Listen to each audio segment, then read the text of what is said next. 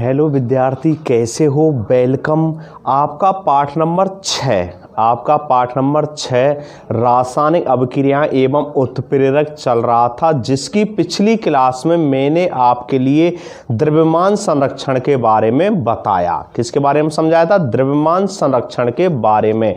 और संतुलित रासायनिक जो समीकरण है, संतुलित रासायनिक समीकरणों के बारे में आपको बताया कि संतुलित रासायनिक समीकरण क्या है और रासायनिक समीकरणों को संतुलित करना क्यों आवश्यक है, इसके बारे में मैंने आपको पिछली क्लास में समझाया।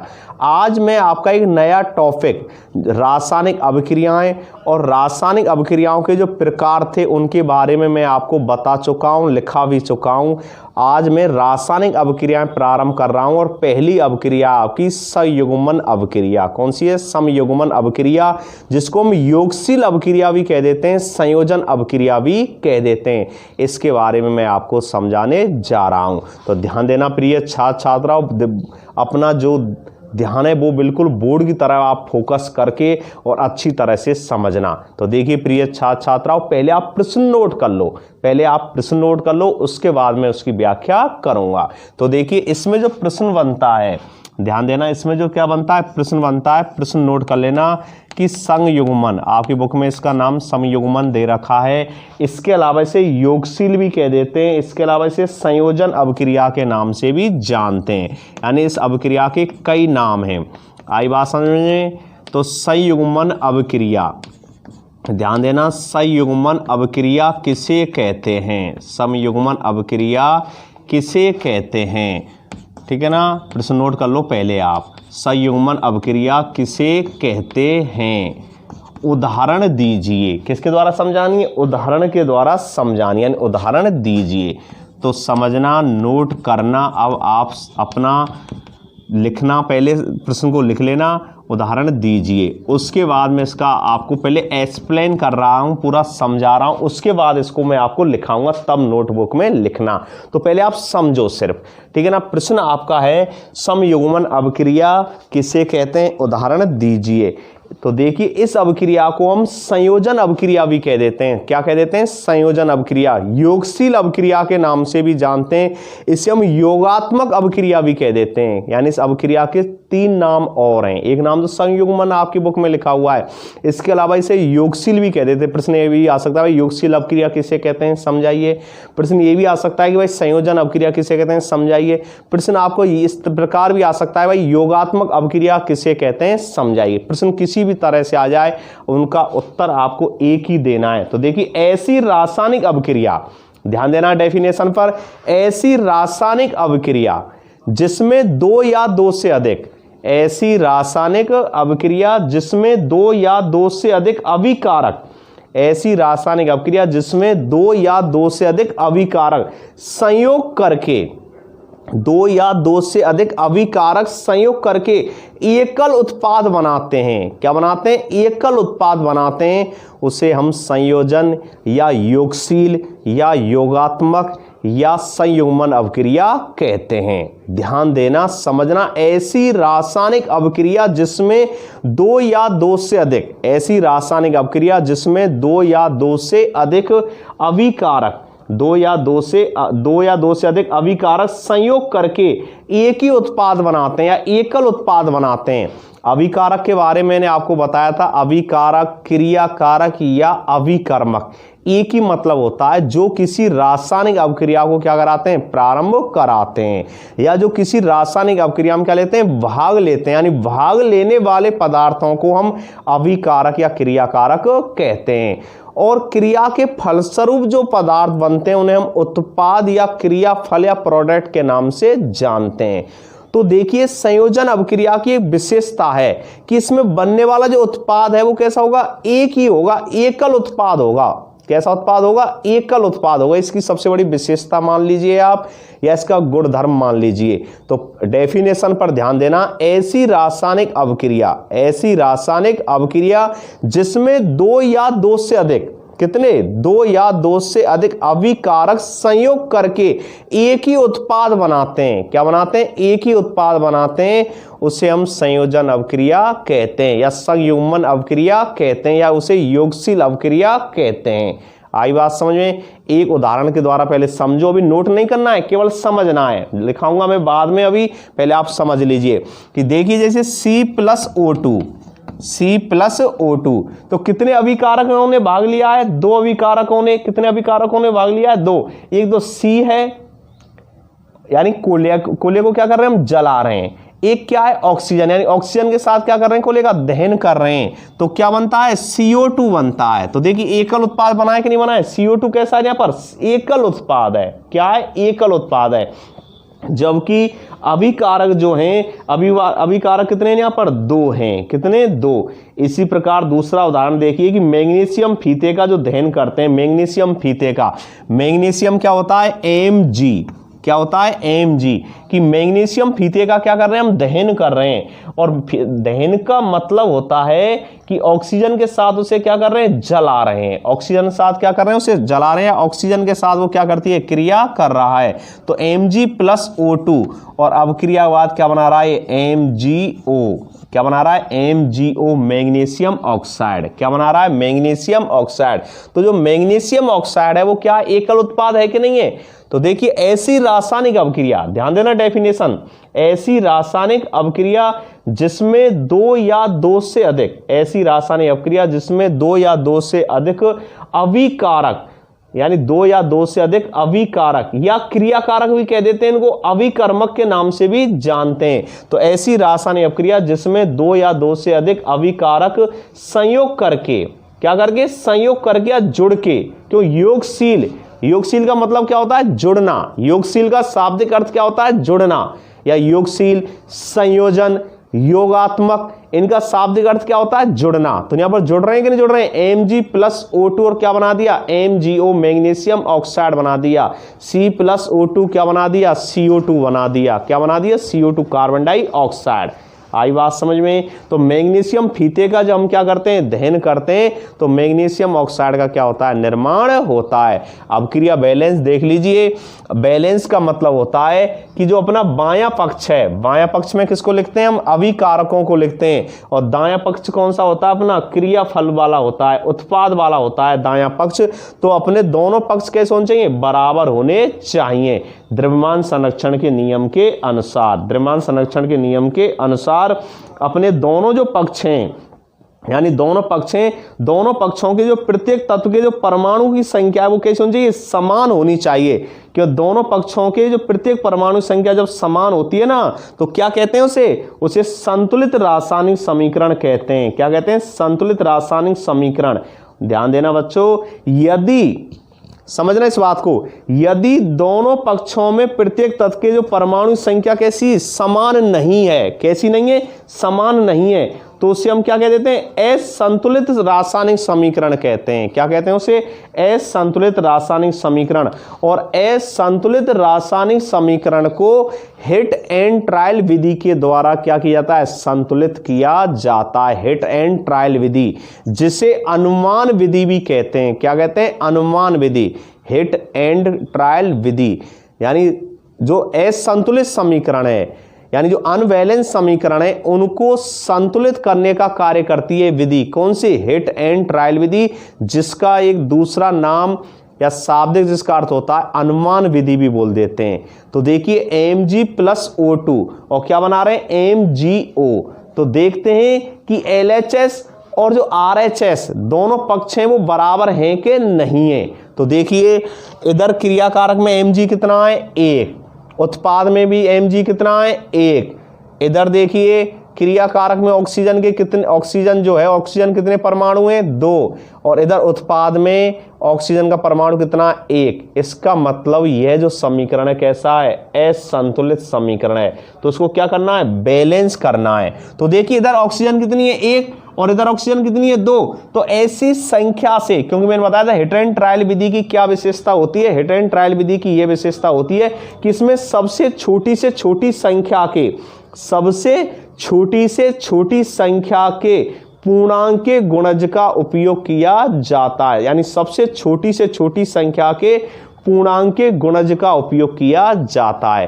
तो देखिए इधर ऑक्सीजन के कितने परमाणु हैं, 1, इधर कितने, 2। तो ऐसी संख्या से गुणा कीजिए कि कितने हो जाएं, 2 हो जाएं। तो कितने से, यानी पहले से कितना, 1, तो ऐसी संख्या क्या लें, 2 ले लें। 1 का गुणा 2 से करेंगे कितना हो जाएगा, 2 हो जाएगा। तो इधर क्या लगा दें, 2 लगा दें। और मैंने बताया था जो भी अंक लगाते हैं, एक सीधा सा मैंने आपको ट्रिक्स बता दी थी कि जो भी अंक लगाते हैं वो किसी भी यौगिक जो होता है या जो अपना अणु है उसके कैसे लगाते हैं, आगे लगाते हैं, उसके सामने लगाते हैं। तो देखिए MgO के सामने हमने क्या लगा दिया, 2 लगा दिया। इस 2 का मतलब है इस संपूर्ण किससे, यौगिक से क्या हो रहा है, गुणा हो रहा है। यानी 2 का गुणा Mg से भी हो रहा है और किससे हो रहा है, O से भी हो रहा है। तो 2 का गुणा जब Mg से कर रहे हैं तो Mg भी कितनी हो गई, 2 हो गई। और इधर ऑक्सीजन भी कितने हो गए, 2 हो गए। इधर देखिए Mg कितना है, 1, तो इधर भी Mg के आगे क्या लगा दें, 2 लगा दें। तो क्या बन जाएगा, अब समीकरण कैसा हो गया, संतुलित हो गया। क्योंकि क्रिया कारक में भी Mg के परमाणु कितने हो गए, 2 हो गए। इधर भी Mg के परमाणु कितने हो गए, 2 हो गए। ऑक्सीजन में भी, यानी ऑक्सीजन जो है, ऑक्सीजन गैस है O2, इसमें ऑक्सीजन के परमाणु कितने, 2। इधर भी ऑक्सीजन परमाणु कितने हो गए, 2 हो गए। आई बात समझ में। तो देखिए एकल उत्पाद बनना चाहिए। ये तो अपना बैलेंस का मैंने तरीका बताया है, जो पहले भी बहुत मैंने अच्छी तरह से आपको समझाया है। लेकिन परिभाषा पर ध्यान देना कि ऐसी रासायनिक अभिक्रिया जिसमें 2 या 2 से अधिक अभिकारक परस्पर संयोग करके एक ही उत्पाद बनाते हैं, एकल उत्पाद का निर्माण करते हैं, उससे हम संयुग्मन अभिक्रिया कहते हैं। आई बात समझ में। और संयुग्मन, योगशील, योगात्मक आदि के नाम से भी इसको जानते हैं, क्योंकि इसका संयोजन का शाब्दिक अर्थ क्या होता है, जुड़ना। क्योंकि इस अभिक्रिया में अभिकारक जो होते हैं, ना, इनका साधारण योग होता है, यानी ये जुड़ते हैं। क्यों, संयोजन का शाब्दिक अर्थ क्या है, जुड़ना है। आई बात में। तो C+O2 क्या बना दिया अभिक्रिया का, CO2। Mg+O2 क्या बना दिया, MgO। बैलेंस, आपको पेपर में बैलेंस में अभिक्रिया लिखने हैं। जो समीकरण है, रासायनिक समीकरण, वो बैलेंस में ही लिखना है। आई बात समझ में। और उदाहरण देख लो, जैसे कि जैसे एथीन है, क्या है, एथीन। और एथीन यानी CH2 double bond CH2, ethene जब हाइड्रोजन के साथ क्रिया कर रही है, किसके साथ क्रिया कर रही है, हाइड्रोजन के साथ क्रिया कर रही है, तो इसको हम अभिक्रिया को एथीन का हाइड्रोजनीकरण के नाम से भी जानते हैं। किसके नाम जानते हैं, एथीन का हाइड्रोजीकरण, यानी हाइड्रोजनीकरण के नाम से भी जानते हैं। तो देखिए एथीन जो होता है किसके साथ क्रिया कर रहा है, हाइड्रोजन के साथ। अभिकारक कितने हैं यहाँ पर, 2 हैं। एक तो एथीन है और एक कौन है, हाइड्रोजन है। अब क्रिया के बाद क्या बना रहे हैं, एथेन बना रहे हैं। क्या बना रहे हैं, ethane. CH3 single bond CH3। इधर एथीन था, इधर क्या बन गया, एथेन का क्या हो गया, निर्माण हो गया। आई बात समझ में। तो ये आपकी कौन सी अभिक्रियाएं हो गई, संयोजन अभिक्रियाएं हो गई। क्योंकि संयोजन का शाब्दिक अर्थ क्या होता है, जुड़ना। क्या होता है, जुड़ना। आई बात समझ में। तो इस चीज को आप नोट करना।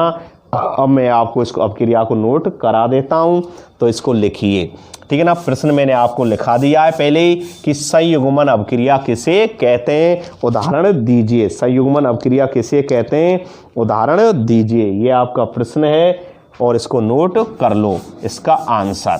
तो देखिए ध्यान देना प्रिय छात्राओं, ठीक है ना। उत्तर लिख के और हैंड डाल लेना, यानी उत्तर लिख के और हैंड डाल लेना। यानी इसको क्या कह देते हैं, संयुग्मन तो है ही है। आपकी बुक में इसका नाम क्या दे रखा है, संयुग्मन तो दे ही रखा है, संयुग्मन अभिक्रिया, ठीक है ना। तो इसको संयुग्मन भी कह देते हैं, योगशील के नाम से भी जानते हैं। किसके नाम से योगशील। ऑब्लिक में संयोजन, इसको संयोजन के नाम से भी जानते हैं, संयोजन अभिक्रिया। क्योंकि संयोजन का शाब्दिक अर्थ क्या होता है, जुड़ना। योगशील का मतलब भी क्या होता है, जुड़ना। और इसको योगात्मक अभिक्रिया भी कह देते हैं। कौन सी कह देते हैं इसको, योगात्मक अभिक्रिया। आई समझ। प्रश्न कैसे भी आ जाए, प्रश्न आपका ये कैसे भी आ जाए, उसी हिसाब से आप इसका उत्तर एक ही लिखना है। चाहे वो संयोजन के नाम से आ जाए, चाहे वो योगशील के नाम से आ जाए, चाहे वो योगात्मक के नाम से आ जाए, चाहे वो संयुग्मन के नाम से आ जाए। तो देखिए संयुग्मन, योगशील, संयोजन, योगात्मक अभिक्रिया। आई बात समझ में। तो नोट करना प्रिय छात्र छात्राओं, इसका आंसर डेफिनेशन मैंने आपको समझा दी, 2-3 मैंने आपको उदाहरण भी इसको समझाए, बहुत अच्छी तरह से आपके समझ में आया भी गया होगा। तो लिखिए डेफिनेशन लिख लो इसकी परिभाषा, ऐसी रासायनिक अभिक्रिया, ध्यान देना, ऐसी रासायनिक अभिक्रिया, नोट करना, ऐसी रासायनिक अभिक्रिया, नोट कर लेना आंसर, ऐसी रासायनिक अभिक्रिया, ऐसी रासायनिक अभिक्रिया, ऐसी रासायनिक अभिक्रिया जिसमें 2 या 2 से अधिक, जिसमें 2 या 2 से अधिक, जिसमें 2 या 2 से अधिक, जिसमें 2 या 2 से अधिक, ऐसी रासायनिक अभिक्रिया जिसमें 2 या 2 से अधिक अभिकारक, 2 या 2 से अधिक अभिकारक संयोग करके, ऐसी रासायनिक अभिक्रिया जिसमें 2 या 2 से अधिक अभिकारक, 2 या 2 से अधिक अभिकारक,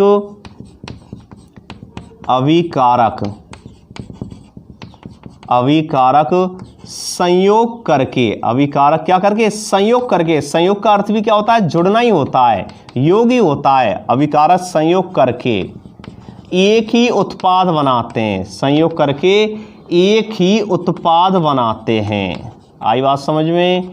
डेफिनेशन को नोट करना, ऐसी रासायनिक अभिक्रिया जिसमें 2 या 2 से अधिक अभिकारक, अभिकारक कह लो, क्रियाकारक कह लो, अभिकर्मक कह लो, एक ही बात है, अभिकारक संयोग करके, क्या करके, संयोग करके एक ही उत्पाद क्या बनाते हैं, एक ही उत्पाद बनाते हैं, संयोग करके एक ही उत्पाद बनाते हैं। आई बात समझ, एक ही उत्पाद बनाते हैं, क्या कहलाती है, यानी संयुग्मन अभिक्रिया कहलाती है। नोट कर लेने इस बात को, संयुग्मन अभिक्रिया कहलाती है, संयुग्मन अभिक्रिया कहलाती है, ध्यान देना, समझना, नोट करना इस बात को, संयुग्मन अभिक्रिया कहलाती है, ऐसी रासायनिक अभिक्रिया जिसमें 2 या 2 से अधिक अभिकारक संयोग करके एक ही उत्पाद बनाते हैं, संयुग्मन अभिक्रिया कहलाती है। पैराग्राफ चेंज कर लिखना, इस अभिक्रिया में, अभी मैंने समझाया था कि इस अभिक्रिया में जो अभिकारक होते हैं, क्या होते हैं, अभिकारक, अभिकारकों का एक साधारण योग होता है, अभिकारकों का क्या होता है, साधारण योग होता है, ठीक है ना। तो पैराग्राफ चेंज करके इस बात को भी नोट कर लेना। तो देखिए, इस अभिक्रिया में, नोट करना, इस अभिक्रिया में, इस अभिक्रिया में, इस अभिक्रिया में अभिकारकों का, किसका, अभिकारकों का, इस अभिक्रिया में अभिकारकों का, इस अभिक्रिया में अभिकारकों का क्या होता है, साधारण योग होता है, क्या होता है, साधारण योग होता है, ठीक है ना। इस अभिक्रिया में अभिकारकों का क्या होता है, एक साधारण योग होता है। आई बात में, यानी साधारण योग से क्या होते हैं, जुड़ते हैं, संयोग, योग एक ही बात है। आई बात में, क्या होता है, साधारण योग होता है। तो लिख लेना इस बात को, साधारण योग होता है, साधारण योग होता है, साधारण योग होता है।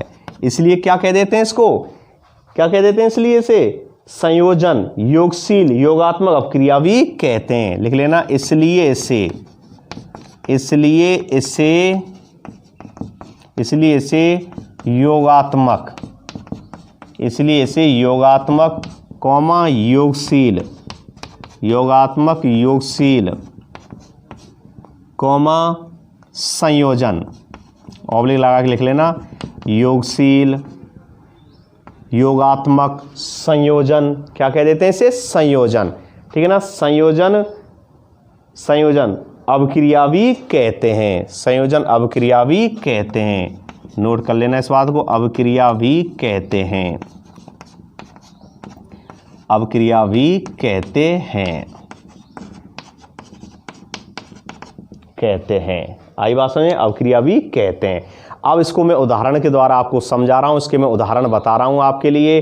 तो ध्यान देना, समझना कि a प्लस बी, यानी a प्लस बी, ध्यान देना, a प्लस बी, यानी कोई a है और प्लस क्या है, b है, a प्लस बी, आ रही बात समझे, ए प्लस बी, यानी इस अभिक्रिया में अभिकारकों के मध्य में क्या होते हैं, नए बंधों का निर्माण होता है। क्या होता है इसमें, एक नए बंधों का निर्माण होता है। मैंने आपको पहले भी बताया है कि रासायनिक अभिक्रिया में जो यौगिकों के क्या होते हैं, परमाणु मध्य बने बंध जो होते हैं वो क्या होते हैं, टूटते हैं, या नए बंधों का क्या होता है, निर्माण होता है।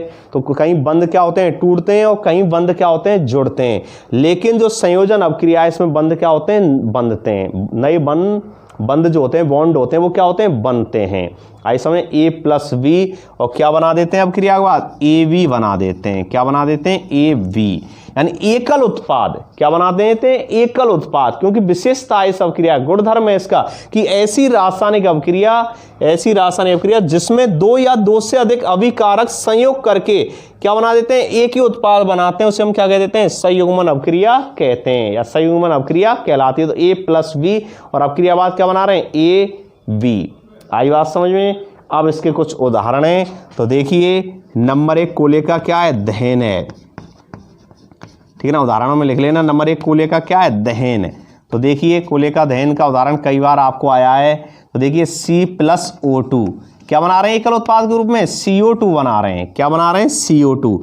दूसरा उदाहरण लिख लेना कि मैग्नीशियम फीते का क्या, दहन, मैग्नीशियम Mg, परमाणु क्रमांक 12, कितना होता है, 12 होता है मैग्नीशियम।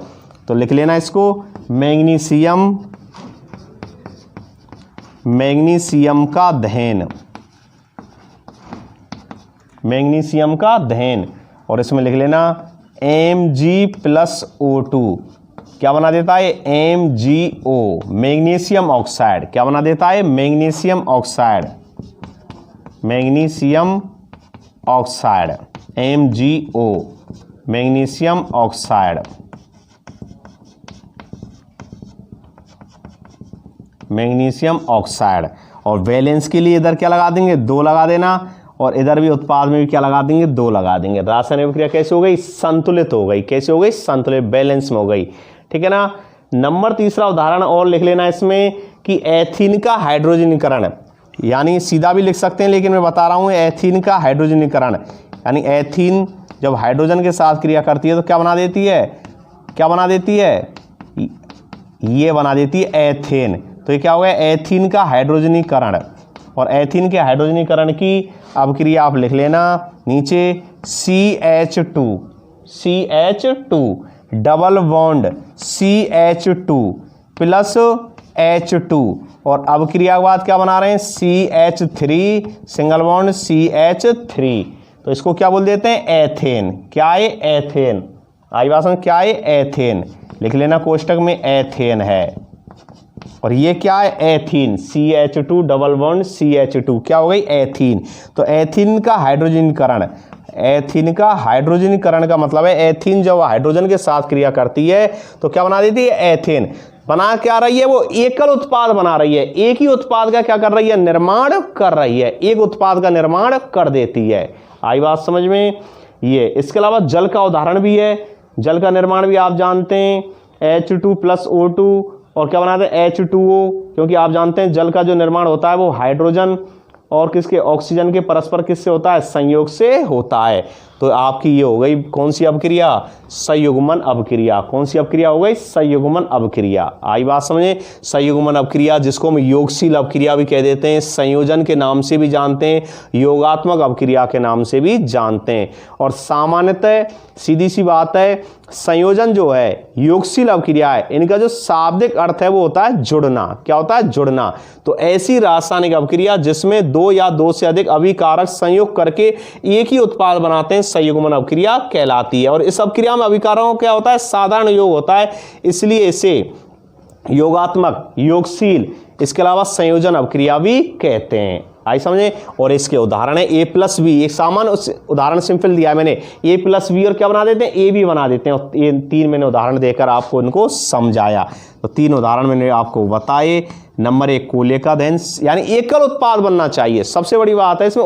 अभिकारक चाहे 2 या 2 से अधिक कितने भी हों, लेकिन उत्पाद कैसा होना चाहिए, एकल बनना चाहिए। वो ही क्या है, संयोजन अभिक्रिया है। तो ये हो गई आपकी संयोजन अभिक्रिया। अगली जो अभिक्रिया है वो नंबर अगली है, इसमें ध्यान देना, विस्थापन अवक्रिया। कौन सी अवक्रिया है? विस्थापन अवक्रिया। तो देखिए नंबर दूसरी नोट कर लेना इसको, दूसरी अवक्रिया आपको बता रहे हैं विस्थापन अवक्रिया। तो ध्यान देना, कौन सी? विस्थापन अवक्रिया। अब विस्थापन अवक्रिया जो आपकी है, विस्थापन अवक्रिया को समझाने से पहले आपको सक्रियता जो श्रेणी है, कौन सी श्रेणी है? सक्रियता जो श्रेणी है, सक्रियता श्रेणी के बारे में आपको पता होना चाहिए। वैसे विस्थापन का जो शाब्दिक अर्थ होता है वो हटाना होता है। क्या होता है? हटाना। आपने पढ़ा भी होगा शायद 8वीं क्लास में भी इन अवक्रियाओं के बारे में एक छोटा सा रूप दे रखा है। दे रखा है, नहीं दे रखा है? 8वीं क्लास में भी आप पढ़कर आए, 4-5 अवक्रियाएं आपको दे रखी हैं 8वीं क्लास में, जिसमें संयोजन अवक्रिया के बारे में, विस्थापन के बारे में। तो देखिए विस्थापन का सामान्यतः जो अर्थ होता है वो क्या होता है? क्या होता है? हटाना होता है। क्या होता है? हटाना। लेकिन अब आपको विस्थापन अवक्रिया समझने से पहले आपको सक्रियता जो श्रेणी होती है, सक्रियता श्रेणी के बारे में पता होना चाहिए, तभी आपके विस्थापन अवक्रिया पूरी तरह से समझ में आएगी। क्योंकि सामान्यतः परिभाषा तो हम बोल देते हैं विस्थापन अवक्रिया की कि ऐसी रासायनिक अवक्रिया जिसमें अधिक क्रियाशील पदार्थ जो होता है वो कम क्रियाशील पदार्थ को उसके यौगिक से विस्थापित कर देता है। यानी ऐसी रासायनिक अवक्रिया, ऐसी रासायनिक अवक्रिया, परिभाषा आप ध्यान देना थोड़ा सा विस्थापन अवक्रिया की। तो देखिए प्रिय छात्राओं कि ऐसी अवक्रिया जिसमें अधिक क्रियाशील पदार्थ कम क्रियाशील पदार्थ को उसके यौगिक से विस्थापित कर देता है, उसे विस्थापन अवक्रिया कहते हैं। यानी उसके यौगिक से क्या कर देता है? हटा देता है। शाब्दिक वे में आप समझिए कि ऐसी रासायनिक अवक्रिया जिसमें अधिक क्रियाशील तत्व कम क्रियाशील तत्व को उसके स्थान से क्या कर देता है? हटा देता है। क्यों? विस्थापित का जो अर्थ होता है वो विस्थापन, और विस्थापन जो है वो विस्थापित शब्द से, और विस्थापित शब्द का अर्थ होता है हटाना। तो अधिक क्रियाशील जो क्या है तत्व है वो कम क्रियाशील तत्व को उसके स्थान से हटा देता है। आई बात समझ में? लेकिन विस्थापन अवक्रिया समझने से पहले, इसके उदाहरणों को समझने से पहले आपको सक्रियता श्रेणी आनी चाहिए कि सक्रियता श्रेणी क्या है। तो देखिए पहले मैं आपको विस्थापन अवक्रिया की पूरी व्याख्या न्याय कर अभी तो मैंने केवल परिभाषा बोली थी विस्थापन अवक्रिया की कि ऐसी रासायनिक अवक्रिया जिसमें अधिक क्रियाशील पदार्थ कम क्रियाशील पदार्थ को उसके यौगिक से क्या कर देता है? विस्थापित कर देता है, उसे विस्थापन अवक्रिया कहते हैं। लेकिन इसको उदाहरण सहित और इसके प्रयोग जो इसका प्रयोग दे रखा है आपके सिलेबस में, इसको मैं बाद में समझाऊंगा। पहले आप सक्रियता श्रेणी क्या है, सक्रियता श्रेणी के बारे में समझिए। तो देखिए सक्रियता श्रेणी क्या है, तो ध्यान देना, यदि धातुओं को, किसको? धातुओं को, यदि धातुओं को उनकी क्रियाशीलता के अवरोही क्रम में, यदि धातुओं को उनकी क्रियाशीलता के अवरोही क्रम में व्यवस्थित किया जाए तो इस प्रकार प्राप्त जो श्रेणी होती है उसको सक्रियता श्रेणी कहते हैं। आई बात समझे? यानी सक्रियता श्रेणी क्या होती है, ध्यान देना, समझना, महत्वपूर्ण बिंदु मैं आपको बता रहा हूं कि यदि धातुओं को, यदि जो धातु हैं, यदि धातुओं को उनकी क्रियाशीलता के आधार पर कौन से क्रम में? अवरोही क्रम में। अवरोही क्रम का मतलब है घटते हुए क्रम में। दो क्रम होते हैं, मैथ में पढ़े होंगे आपने, एक आरोही क्रम होता है। कौन सा होता है? आरोही। और एक कौन सा होता है? अवरोही होता है।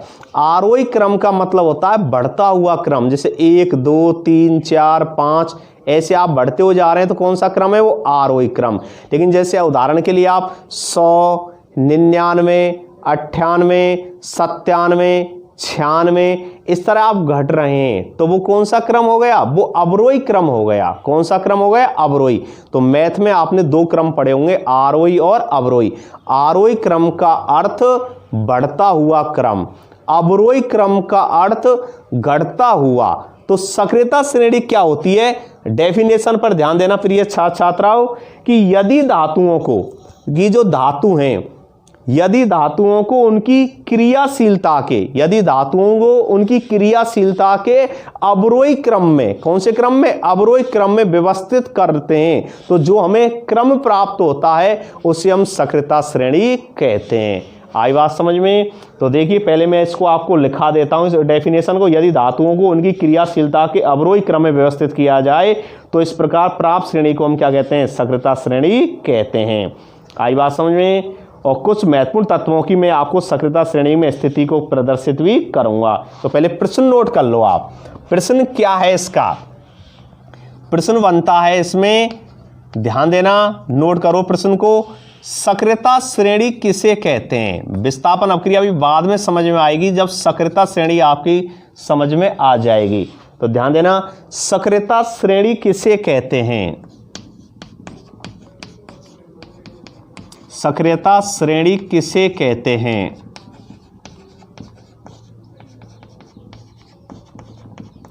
सक्रियता श्रेणी किसे कहते हैं? प्रश्न नोट करना, सक्रियता श्रेणी किसे कहते हैं? कुछ महत्वपूर्ण तत्वों की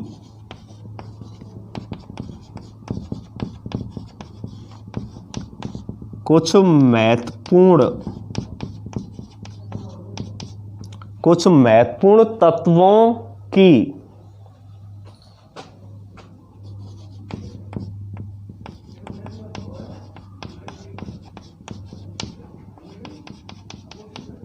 कुछ महत्वपूर्ण तत्वों की सक्रियता, कुछ महत्वपूर्ण तत्वों की सक्रियता श्रेणी में, किसमें? सक्रियता श्रेणी में,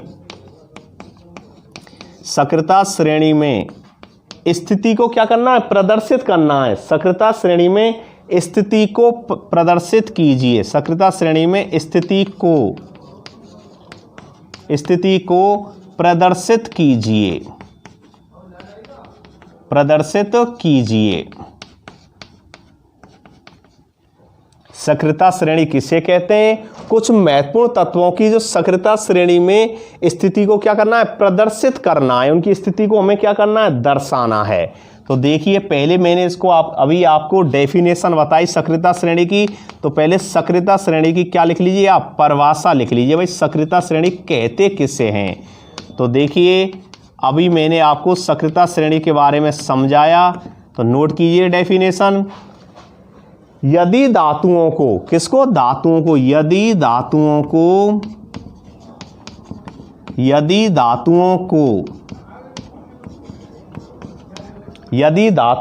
किसको? धातुओं को, यदि धातुओं को उनकी क्रियाशीलता के, यदि धातुओं को उनकी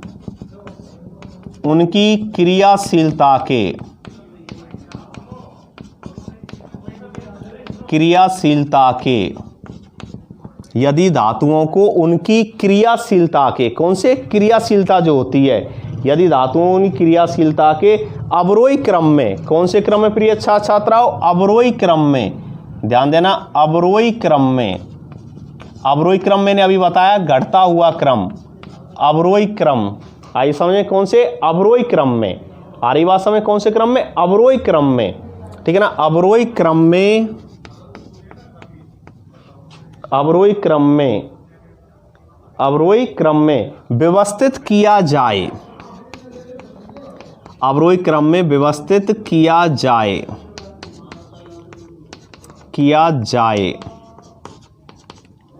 अवरोही क्रम में व्यवस्थित किया जाए। तो इस प्रकार प्राप्त श्रेणी को व्यवस्थित किया जाए तो इस प्रकार प्राप्त श्रेणी को, किसको? प्राप्त श्रेणी को। तो इस प्रकार प्राप्त श्रेणी को क्या कह देते हैं हम? प्राप्त श्रेणी को क्या कह देते हैं? सक्रियता श्रेणी कहते हैं। क्या कहते हैं? सक्रियता श्रेणी कहते हैं।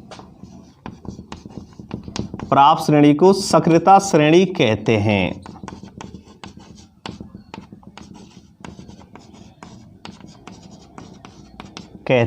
आई समझ? प्राप्त श्रेणी को सक्रियता श्रेणी कहते हैं।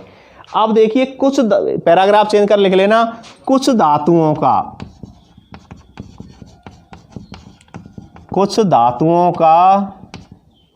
किसका? कुछ धातुओं का घटता हुआ क्रम निम्न प्रकार है। कुछ धातुओं का घटता हुआ क्रम, कुछ धातुओं का घटता हुआ क्रम निम्न प्रकार है। यानी अवरोही क्रम, और अवरोही क्रम का अर्थ अभी मैंने आपको बताया घटता हुआ क्रम। सक्रियता श्रेणी जो होती है, सक्रियता श्रेणी कि यदि धातुओं को उनकी क्रियाशीलता के अवरोही क्रम में व्यवस्थित किया जाए तो इस प्रकार प्राप्त श्रेणी को सक्रियता श्रेणी कहते हैं। आई बात समझें। अब कौन कौन से सक्रियता श्रेणी के तत्व हैं, अपने उन तत्वों के नाम और वो लिख लीजिए। तो देखिए 3 कॉलम बना लेना, एक तरफ क्रम संख्या, क्या बना लेंगे, क्रम संख्या। आई बात समझे, क्रम संख्या लिख ली, ठीक है ना। दूसरी तरफ क्या लिख लेंगे, प्रतीक, क्या लिख लेंगे उनके, प्रतीक, प्रतीक लिख लेना। और नंबर तीसरी तरफ लिख लेंगे तत्व का नाम, तत्व का नाम। तो देखिए भाई, तो मैं आपको बता रहा हूं, नंबर 1, ठीक है ना,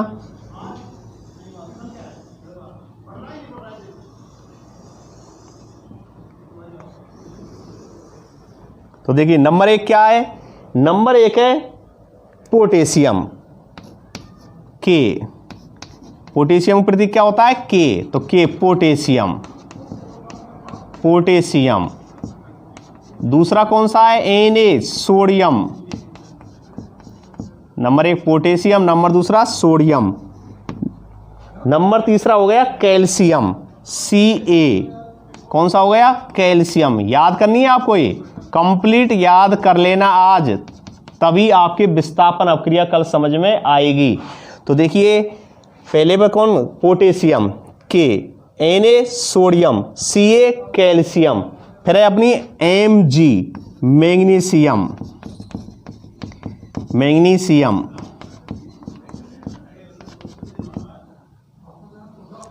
ठीक है ना, क्या हो गया, मैग्नीशियम।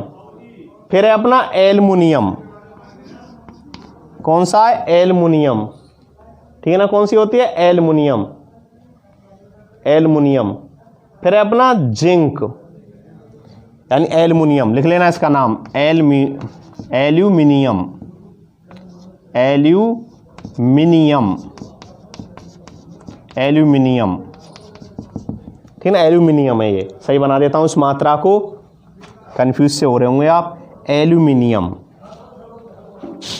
एल्यूमिनियम, ठीक है ना।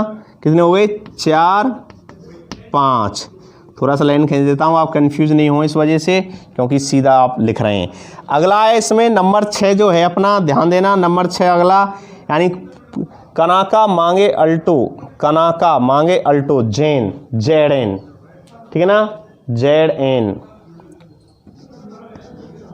Zn क्या हो गया, जिंक हो गया, क्या हो गया, जिंक।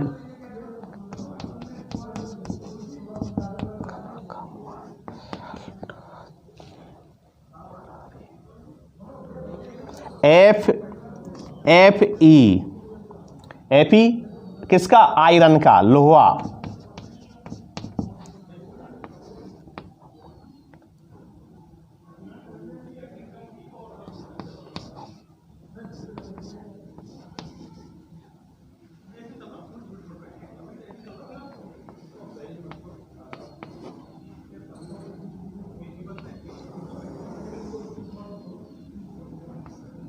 तो देखिए नोट करना, Zn जिंक हो गया, Fe लोहा हो गया, Pb क्या हो गया, लेड हो गया, क्या हो गया, लेड। Pb क्या हो गया, लेड, सीसा कह देते हैं जिसको, क्या कह देते हैं, सीसा, लेड, सीसा। H क्या हो गया, हाइड्रोजन, क्या हो गया, हाइड्रोजन, क्या हो गया, हाइड्रोजन। और Cu क्या हो गया, Cu हो गया अपना कॉपर, जिसको हम तांबा के नाम से भी जानते हैं, कॉपर या तांबा, Cu, कॉपर या तांबा। ये हो गए अपने 10। इधर आपको नीचे दिखाई नहीं देगा इसलिए साइड में लिख देता हूं, आप सीरियलिटी से लिखना। 11वां जो हो गया, 11, 12 और 13 होते हैं टोटल, ठीक है ना, 11, 12, 13 और 14। तो देखिए कॉपर के बाद ध्यान देना, समझना, मरकरी क्या होता है, मरकरी, Hg, मरकरी। और मरकरी का क्या है, पारा, मरकरी का यानी मरकरी पारा, थर्मामीटर में जो भरा रहता है, थर्मामीटर में, ठीक है ना, सक्रियता श्रेणी बता रहा हूं, महत्वपूर्ण है। तो मरकरी, Hg। फिर होता है Ag यानी सिल्वर, चांदी, AG सिल्वर, सिल्वर या चांदी, और लास्ट है अपना AU ओरम गोल्ड यानी सोना। आई बात समझे, क्या हो गया? सोना। ध्यान देना, समझना, सक्रियता श्रेणी, और सक्रियता श्रेणी की मैंने बताई यदि धातुओं को उनकी सक्रियता क्रियाशीलता के अवरोही क्रम में व्यवस्थित किया जाए तो इस प्रकार जो प्राप्त श्रेणी होती है उसको सक्रियता श्रेणी कह देते हैं। क्या कहते थे उसे? सक्रियता श्रेणी। और कुछ तत्वों के मैंने नाम लिखे, तो देखिए सक्रियता श्रेणी के बारे में, potassium, sodium, calcium, magnesium, aluminium, zinc Zn, Fe लोहा, Pb लेड यानी सीसा, H hydrogen, Cu copper, Hg mercury, Ag silver यानी चांदी, और Au सोना। आई बात समझे? तो देखिए पोटेशियम जो ये होते हैं, पोटेशियम से लेकर, यानी ये कैसे, यहाँ से अधिक क्रियाशील धातु हैं। कैसे? अधिक क्रियाशील धातु हैं। आप इनको नीचे ही लिखना। आई समझ में? तीन जो इधर हैं साइड में आपको दिखाई नहीं देता इसलिए मैंने साइड में लिखे हैं, तो इनको आप नीचे ही लिखना। तो देखिए ऊपर एक कैसे अधिक क्रियाशील हैं, कैसे अधिक क्रियाशील, कैसे अपने अधिक क्रियाशील क्या है? धातु हैं। कैसे अधिक क्रियाशील, कैसे तत्व हैं अपने, ठीक है ना, अधिक क्रियाशील तत्व। और इस तरह इसमें तीर का चिन्ह, इस तरह आप इस तरह, और फिर इस तीर के चिन्ह को न्याय लिख इस तरह। भाई इसी में जॉइंट करना है इसको, भाई समझे? इसी में इसको क्या कर लेना? जॉइंट कर लेना। और ये कैसे हो गए? कम क्रियाशील। कैसे हो गए? कम क्रियाशील हैं। कैसे हो गए? कम क्रियाशील। ध्यान देना, कैसे हो गए? कम क्रियाशील हैं। ये कम क्रियाशील हो गए, कम क्रियाशील, कम क्रियाशील क्या हो गए? तत्व हो गए। आई बात समझ में? तो ये हो गई सक्रियता श्रेणी, जिसको मैंने कुछ धातुओं का घटता हुआ क्रम मैंने आपको बताया, ठीक है ना। सबसे अधिक क्रियाशील कौन है? पोटेशियम, उससे कम सोडियम, उससे कम कैल्शियम, उससे कम मैग्नीशियम, उससे कम एल्युमिनियम, उससे कम फिर जिंक, उससे कम लोहा, उससे कम फिर Pb लेड, उससे कम हाइड्रोजन, और उससे कम कॉपर, फिर मरकरी, सिल्वर और चांदी। सबसे यानी सिल्वर जो होता है Ag, और फिर क्या है? सोना, Ag सिल्वर या चांदी, और Au सोना, ओरम गोल्ड, ठीक है ना। तो ये सक्रियता श्रेणी हो गई। आई बात समझ में? और इसकी एक ट्रिक्स है, कनाका मांगे, ठीक है ना, लिख लेना। इसकी ट्रिक्स है याद करने की, कनाका, कनाका मांगे,